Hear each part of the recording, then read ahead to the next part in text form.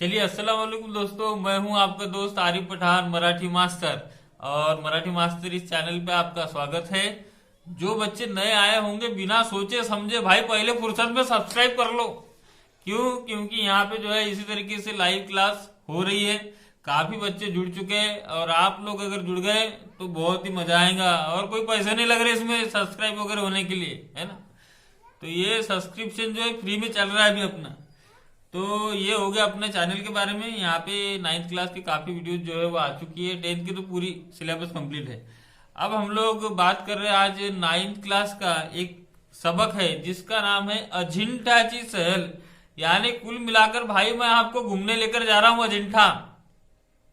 अजिंठा एलोरा ये नाम आप लोगों ने सुने होंगे और काफी लोगों ने बीबी का मकबरा इसका भी नाम सुना होगा। तो ये औरंगाबाद अगर नागपुर से निकले आज अगर रात में बैठे तो सवेरे हम लोग पहुंच जाते, यानी काफी दूर नहीं है, पास में। तो अगर किसी को जाना होगा तो बीबी का मकबरा, अजिंठा एलोरा ये सारी चीजें वो देखकर आ सकता है। तो आज हम लोग अजिंठा की सहल, सहल यानी क्या होता है? सहल यानी पिकनिक होता है। और अजिंठ्याची यानी अजिंठा की पिकनिक, यानी हम लोग आज जो है लॉकडाउन में अजिंठा की पिकनिक मनाने जा रहे हैं भाई। कहाँ जा रहे? अजिंठा की पिकनिक मनाने जा रहे। तो थोड़ा सा ये सबक लंबा हो सकता है, लेकिन अगर आपको अच्छे से समझना है, क्योंकि इसमें आखिरी आखिरी की जो लाइन है ना, तब तक अगर वो क्लियर हुआ तभी आपको समझ में आ जाएगा। अदरवाइज जो है ये थोड़ा सा टिपिकल जैसा सबक है। लेकिन देखते हैं मराठी मास्टर आपके साथ में, तो किस बात का डर है। तो हम लोग जो है आज स्टार्ट करते हैं अजिंठ्याचे शहर। ये महादेव शास्त्री जोशी इन्होंने लिखा है। तो मुलांनो चला उतरा आलं, चला उतरा आला अजिंठा आला। यानी कि बच्चों अगर तुम बस में बैठे हो तो उतर जाओ रे, बस से सीधा उतर जाओ। क्यों उतरो? क्योंकि अजिंठा आलेला आहे। कोण आला आहे? अजिंठा आला आहे। कोण आला आहे? अजिंठा आलेला आहे। म्हणजे विद्यार्थ्यांची बस, म्हणजेच विद्यार्थ्यांची बस कुठे पोहोचली आहे? अजिंठ्यामध्ये पोहोचली आहे। और अजिंठ्यामध्ये जेव्हा बस, यानी कि जहां पे बस रुकती है वहां से तकरीबन 500-600 मीटर जो है उसके बाद में गेट आता है। और काफी सारी बसेस वहां पे लगी रहती है। हर जगह के बच्चे जो है वो आते हैं। विदेशी लोग भी काफी पैमाने में आते हैं और कुल मिला के देखने लायक की जगह है। तो मैं तो चाहता हूँ कि आप लोग भी एक बार जाकर देख लें। यानी कि इंसान कैसे पत्थरों को कुरेद कर, पहाड़ को कुरेद कर कितनी अच्छी कलाकृति बना सकता है, इसका ये नमूना है। दूसरी बात मैं आपको एक राज यहाँ पे खोल दूं कि आप लोग पेज नंबर जो है, पेज नंबर 15, पेज नंबर 15 पे देख रहे होंगे कि आपको एक पत्थर दिख रहा होगा, बड़ा पहाड़ी है और उसके ऊपर बीच में गुफा दिख रही होंगी और सफेद सफेद ऐसा लग रहा होगा कि झरना बह रहा है ना। दिख रहा है आपको? झरने जैसा दिख रहा है। वो झरना नहीं है वो झरना नहीं है, बल्कि वहां पे पानी अगर बहकर आता होगा तो मुझे ऐसा लगता है कि नमकीन पानी होने की वजह से वहां पे वो ऐसा सफेद सफेद दिखता है, जो बहुत ही जबरदस्त है। जाकर देखना आप, हम लोग तो गए थे, काफी मजा आया। तो बच्चों अब उतरो, तुम्हाला अजिंठ्याची लेणी पाहायला आवडेल। तुम्हाला अजिंठ्याची यानी आपको अजिंठा की लेनी, लेनी यानी क्या होता है कि पत्थर के ऊपर जो कुरेद कुरेद कर मूर्तियां बनाई जाती है और उसको लेनी बोलते। उसको क्या बोलते हैं? लेनी।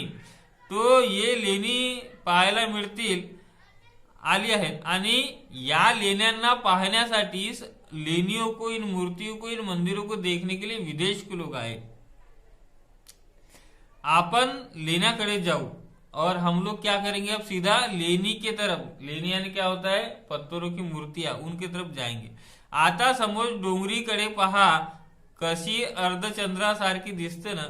यानी अब यहाँ पे जो थे लेखक वो बोलते हैं कि वो सामने डोंगरी, डोंगरी यानी कि डोंगर, डोंगरी कड़े पहा यानी कि डोंगर की तरफ देखो, वो कैसा दिखता है? आधे चांद के जैसा, अर्ध चंद्राकृति के जैसा नजर आता है। वो भी जैसे सीढ़ियां स्टार्ट होने के पहले अगर राइट साइड में देखे तभी नजर में आता है, अदरवाइज समझ में नहीं आता, वो दूर से देखना पड़ता है उसको। तो डोंगरीकडे पहा कशी अर्धचंद्रासारखी दिसते नाही ना। या डोंगरीच्या पोटात 30 गुफा आहेत। या डोंगरीच्या यानी जो डोंगर है, ये जो पहाड़ है, इसके पोटात यानी इसके पेट में 30 यानी 30 गुफा है। कितने रे? 30 गुफा, बड़े आलीशान गुफा है। 30 कितने? 30 याद में रखना। एक मार्क्स के लिए सवाल पूछेगा कितने गुफा है? 30। सटा सट बोल देना 30 है करके, बिना धड़क, बिल्कुल, है ना। तो 30 गुफा है, और ये 30 गुफा देखने का इनको चांस आया था, इसलिए लोग गए थे। और उन्होंने ये कहा कि आधी थोड़ी सी माहिती घ्या, यानी हम लोग यहाँ पे क्यों आए, और इसके पहले हमें थोड़ी सी जानकारी हमको लेना चाहिए, तब जाके हमको समझ में आएगा कि इन गुफाओं का राज क्या है, रहस्य कैसा, क्यों बने, कैसे बनाए। तुमने तो जाके नहीं बनाए भाई वहां पे, है ना, किसी ने कुरेदा, क्यों कुरेदा। तो ये सारी चीजें जो है वो बता रहे। आज शिरलात की तुम्हाला गुफात प्रशस्त लांब वृद्ध दालनं दिसतील। ये वहां की खासियत है कि जैसे आप अंदर जाते हैं तो आज तुम्हाला लांब रुंद यानी बड़े लंबे चौड़े दालने दालने यानी कि गेट, वहां पे जो गेट है वो काफी ऐसे बड़े बड़े बड़े बड़े गेट है, और इतने सैकड़ों साल पुराने बने हुए, लेकिन वो गेट जो है ना अपने आप बिल्कुल एक्यूरेट जैसा, ऐसा लगता है कि नाप जोक के बना हुआ है, और बड़े बड़े गेट है, दालने यानी दरवाजे। और ये दरवाजे जो है बड़े बड़े 4-5 मीटर त्यांची उंचीवर सपाट छत, दोन्ही बाजूला भव्य स्तंभ कोरले आणि नक्षीदार प्रवेशद्वाराच्या अर्धवर्तुळाकुळी गोवाक्षे, यानी कि जैसे दालन दालन जो रहता है, ये दालन यानी दरवाजा, ऐसे अंदर गए, अंदर जाने के बाद ये छत जो है उसकी एकदम सपाट, यानी जैसे हम लोगों के स्लैब के मकान होते हैं ना, उसको सपाट बोलते, सपाट यानी एक जैसी लाइन में, तो वैसे है। और बीच बीच में क्या है, पिल्लर दी हुई है, बीच बीच में पिल्लर दी हुई है, और ऐसे पिल्लर, अब देखो आप कितने, 4 से 5 मीटर, यानी कितना लंबा हो गया, 4 से 5 मीटर, यानी काफी काफी बड़ा हो गया ना। पैंट सीने के लिए 2 मीटर कपड़ा लगता है कि 4, समझ जाओ कितना लंबा होगा। तो ऐसे लंबे लंबे उनके जो है वो डालने, और वहां पे नक्शी काम था, और वहां गवाक्षे म्हणजे हवा उजेड आत येण्यासाठी खिडक्या। अभी गवाक्षी किसको बोलते, जैसे हम लोग अपने घर में खिड़की बनाते हैं वैसे ही वहां पे खिड़कियां है, उसको गवाक्षी बोलते, उसको क्या बोलते, गवाक्षी बोलते, ठीक है। अब गवाक्षे लांब रुंद यानी बड़े थे, जिससे हवा आने जाने में कोई अड़चन ना हो। लेण्यात अशीच हवा नेहमी गारेगार असते, यानी लेनी के अंदर ऐसी ही हवा जो है वो हमेशा गारेगार यानी कि ठंडी होती है।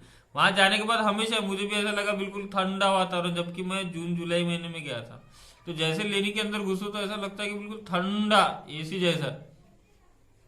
आता समोर लक्ष था केवढा मोठा प्रशस्त चौतरा हा। अब सामने ध्यान दो, कितना बड़ा प्रशस्त चौतरा। ये मेरे ख्याल से बड़े वाला जो बीच के थोड़े पहले पहले वाली गुफा के बारे में बोल, बहुत बड़ा ऐसा जो आवार जिसको हम लोग बोलते हैं, ऐसा चबूतरा है वहां पे, बहुत बड़ा प्रशस्त चबूतरा है। और उसके ऊपर कौन बसला है ते सांगा, और उसके ऊपर कौन बैठा हुआ है ये बताओ। तो ये कौन बैठा हुआ है, तो वहां गौतम बुद्ध की इतनी बड़ी बड़ी मूर्तियां, लेटी भी चबूतरे पे, खड़ी मूर्तियां, ये सारी मूर्तियां है। तो ऐसे प्रशस्त चबूतरे पे गौतम बुद्ध की मूर्ति थी। बुद्ध ओळखण्याची खूण म्हणजे पद्मासन। अब पद्मासन यानी क्या होता है, बाबा रामदेव देखे आप लोगों ने, नहीं देखे, पतंजलि। तो जब ये पाव एक के ऊपर एक रख के जो पाव बैठते हैं, जिसको हम लोग फसका मटा के बैठना बोलते हैं पता है क्या आपको, मांडी डालकर बैठना, लेकिन अपने जो मांडी डालकर बैठते तो उसमें दोनों पैर के पंजे जो ये, अगर पैर के पंजे तो ऐसे ऊपर में आ जाते, उसको बोलते पद्मासन। तो पद्मासन अगर डाल के कोई बैठा हुआ है तो समझ जाना कि गौतम बुद्ध है, ये उनको पहचानने की निशानी। उम्मीद है समझ में आ रहा होगा। देखो थोड़ा बोर जा रहा है, लेकिन सबर करो, और 5 मिनट के अंदर खत्म हो जाएगा। अगर चैन से अगर ध्यान दे दिए ना, पूरे मार्क्स मिलते आपको। बहरहाल हाँ, डोळे अर्धवट मिटलेल्या कमळासारखे, यानी डोळे यानी आंखें अर्धवट यानी आधे आधे, पूरे नहीं, ऐसा ऐसा नहीं, बिल्कुल नहीं, आधे खुले भी और आधे बंद ऐसे थे। कमल के जैसे, यानी कि कमल किसको बोलते हैं, कमल यानी कि कमल, लोटस, उसके जैसे। अब यहाँ पे उसके बाद में क्या था कि शेंड्यावर खिळलेली मुखवार करुणेचा भाव, और उनके मुख के ऊपर करुणा यानी कि बड़े ही प्यार का, नजाकत का, करुणा का भाव था। यानी ऐसा शफकत भरा जो है उनका चेहरा लग रहा था कि जैसा बहुत ही आदर से और बड़ी प्यार से जो है वो देख रहे थे। मस्तकावर यानी कि सर के ऊपर कुरड्या केसांच्या जटा, कुरड्या यानी कि पतले पतले केसों की जटिया, यानी कि ऐसे गोल गोल गोल गोल। निग्रो लोग देखे आप लोगों ने, ऐसे गोल गोल होते उस तरीके से थे। एवढ्या लक्ष ठेवलं की तुम्हाला कुठेही गौतम बुद्ध ओळखता येईल। और इतनी बात अगर तुमने ध्यान रख दी है तो आपको कहीं पे भी गौतम बुद्ध को देखकर पहचाना जा सकता है। इथल्या सगळ्या लेण्याचे नाव नाहीत, यहाँ पे जितने भी लेण्या है सभी को नाम नहीं है, लेकिन बहुत सो को है। पण 21व्या लेण्याचे नाव आहे त्याला म्हणतात गंधकुटी, और 21वीं जो लेणी है उसका नाम है गंधकुटी। क्या है गंधकुटी? हे लेणे तुम्हा सावकाशीने पहा, बराच वेळ लागेल, कारण ते आत बाहेर सगळीकडे कोरीव कामाने नटलाय। और ये जो गंधकुटी है ये काफी बड़ी भी है, और इसमें सीधा जब जाएंगे हम लोग तो एक बहुत बड़ी सी मूर्ति है, उसकी बाजू में एक मूर्ति है, उसके एक दूसरे बाजू में एक मूर्ति लेटी हुई है, और बहुत ज्यादा जो है कोरीव काम। और वहां पे जो छत है, पहले जो बताया गया था कि छत बड़ी सपाट थी, लेकिन इस गंधकुटी में ना ऐसा गुंबदनुमा ऐसा कोरा गया जो कि बहुत ही जबरदस्त लगता है। ऐसा लगता है कि जैसा किसी सीमेंट वगैरह से बना है, लेकिन ऐसा है नहीं। मेन बात यह है कि एक पत्थर को, इतने बड़े पत्थर को जो कि पहाड़ था, उसको काट काट के इंसान ने बनाया, जो कि अजूबा ही है। तो ये गंधकुटी है, और वहां पे जो है बहुत सारे मुद्रा है। मुद्रा यानी कि जैसे लेटना, उठना, बैठना, अलग अलग किस्म से जो है वो बुद्ध की मूर्तियां है। इसको देखने बहुत टाइम लगता है। वर 2 खांबाच्या कमानी ते उभे आहे, और इसमें क्या हुआ कि इथे उभे आहेत 2 खांबाच्या कमानी। जैसा मैंने पहले आपको बताया कि यहाँ खड़ी जो मूर्ति है, उभी यानी कि खड़ी मूर्ति है, और सगळीकडे कोरीव काम आहे। द्वार मंडप आहे, खांब सगळे वाटोळे, हे पहा दूसरे बुद्ध। और वहां पे जितने खांब यानी कि खंबे है वो भी एकदम वाकड़े यानी तिरछी किस्म की है। और उन्होंने बोला कि ये देखो अभी दूसरा बुद्ध, यानी कि दूसरी बुद्ध की। तो वहां पे खाली नव्हे तर 2 खांबाच्या कमानीत आहे, अंगरखा घातला आहे, त्याच्या चुन्या कशा अगदी स्पष्ट दिसतात, मुद्रा सुद्धा किती शान। और वहां की मूर्ति जो है उसकी चूड़िया, यानी कि चूड़िया यानी क्या, चूड़िया नहीं ये हाथ में पकड़ने की चूड़ी नहीं, जैसे औरतें लोग साड़ी पहनते उसमें चूड़ी डालते, बताऊंगा आप लोगों को, तो वो उसको चूड़िया बोलते। तो उनके जो अंगरखा यानी कि उनके कपड़े थे, उनके जो ड्रेस था, जो धोती थी, उसमें चूड़ी जो है वो एकदम बराबर सिलसिलेवार दिख रही थी। और उनके चेहरे के ऊपर बड़ा सौम्य यानी कि एकदम शांत भाव था। किसकी मूर्ति में? गौतम बुद्ध की मूर्ति में शांत भाव था। और उसको भौतिक चित्र वहां पे भौतिक चित्र जो है वो बौद्ध और उनका धम्म, इसके बारे में ही है। बुद्ध के धम्म यानी उनका जो धर्म था उसके बारे में है। लेणी खोदली आहे, गौतम बुद्धाच्या काही मजेदार कथा आहे, और गौतम बुद्ध के बहुत सारे मजेदार कथाएं भी है। जैने जातक कथा, जातक उसको जातक कथा ऐसे कहा जाता है। बुद्धाने पूर्व कोणत्या जातीत आणि प्राण्याच्या रूपात जन्म घेतले, यानी गौतम बुद्ध ने किस प्राणी के रूप में इसके पहले जन्म लिया है। जन्मातली मुलांनो तुम्ही ती ओळीने पाहता, यानी कि वहां पे ऐसी मूर्तियां दी थी कि बुद्ध जो है पहले ये जन्म में ये जात में पैदा हुए, फिर वो जात में पैदा हुए, ऐसा इनका मानना है। तो वहां पे अलग अलग चित्र दिए हुए है, और सामने जो चित्र दिया हुआ है उसको अगर देखा उसको, तो 5 वर्षाचे गौतम बुद्ध धूळ पाटीवर बोटाने अक्षर गिरवित है। यानी कि 5 साल के गौतम बुद्ध क्या कर रहे हैं कि वो स्लेट जो होती पट्टी, उसके ऊपर जो है अपने हाथों से लिख रहे, ऐसी वो दिखाई दे रही। धूड़ पाटी यानी क्या होता है कि जैसा वहां पे उस टाइम पे स्लेट तो नहीं होंगी, तो ऐसे टाइम पे कोई पट्टी या ऐसा कुछ जगह होंगी, ऐसे टाइम पे वो लिखना जम रहा होगा लकड़ी वगैरह से।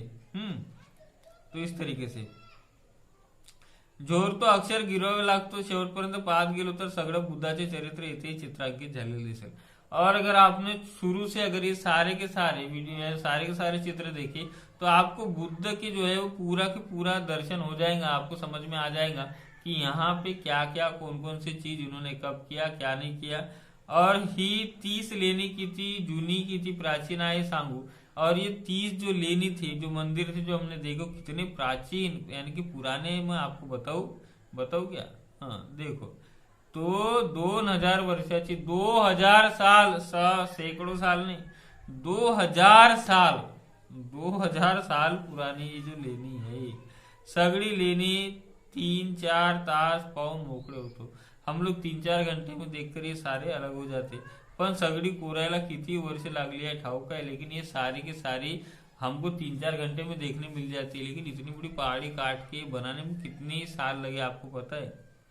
18 से सुमारे 18 से यानी कि 1800 साल लग गए. कितने साल लग गए भाई? 1800 साल लग गए उसको बनते बनते. आश्चर्य है ना भारत में. हाँ, अपने भारत में तुमको जो भी देखने मिलेगा बड़ा आश्चर्य. उसके साथ साथ यहाँ पे जो मंदिर बने हुए है वो बहुत ही आकर्षक है. यहाँ पे जो हत्ती और पूरा जो एक बनाया हुआ था जो कि बहुत ही ऐसा लगता है देखकर कि ये मानो जिंदा है. ये पत्थर भी उसी कलर के और बड़ा ही शानदार ऐसा नजारा है. बस मैं जब गया था तो मुझे थोड़ा सा एक तकलीफ ये हुई कि वहां पे कुछ हाथियों की सूंड वगैरह तोड़ दी गई. अगर वो सब अच्छा होता तो वो तो बहुत ही आकर्षक होता. तो उम्मीद है कि आपको ये सबक पसंद आया होगा. और यहाँ पे जो है आपको एक क्वेश्चन आंसर जैसा एक आपको डिस्क्रिप्शन बॉक्स में मिलेगा, उसको भी आप ट्राई कर लीजिए. और जो बच्चे नए हैं वो लाइक सब्सक्राइब और शेयर कर लीजिए. और साथ में हम लोग जुड़ते हैं, बेल आइकन को दबाओ ताकि हम लोग क्या करेंगे अगली लाइव क्लास में साथ रह सकेंगे. चलो आज के लिए बस इतना था.